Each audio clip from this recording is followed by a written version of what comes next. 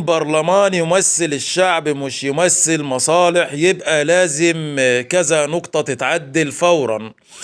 النقطة الأولى إلغاء نظام القوائم المطلقة المغلقة علشان كل صوت يبقى له وزن واحد.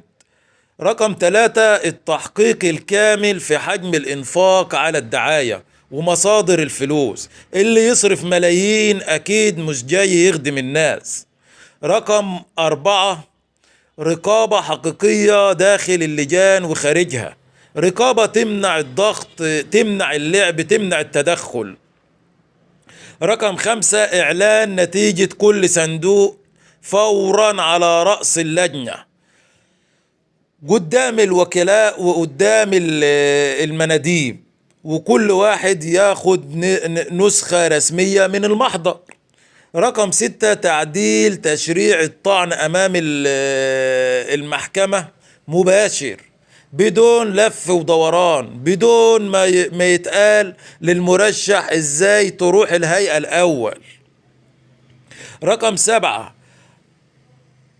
حفظ كل الأوراق العملية الانتخابية لحد ما المحكمة تخلص الطعون، كل ورقة، كل رقم، كل محضر، علشان الفرز يتعاد وقت اللزوم. ليه لازم نقف مع الإصلاح ده؟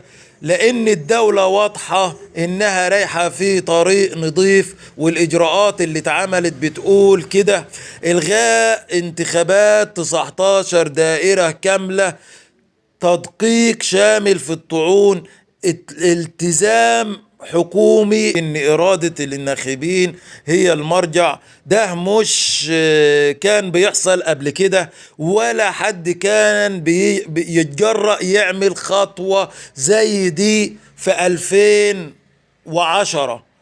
في 2010 كان نتخليهم يتسلوا. 2025 بقت لازم صوت المواطن يوصل، ولو في تزوير الانتخابات تتعاد.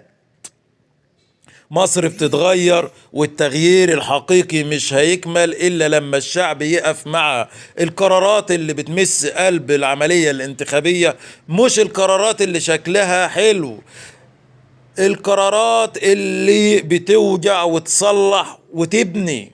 الرسالة الأخيرة: يا كل مواطن، يا كل شاب، يا كل واحد صوته هو الكلمة الوحيدة اللي يمتلكها.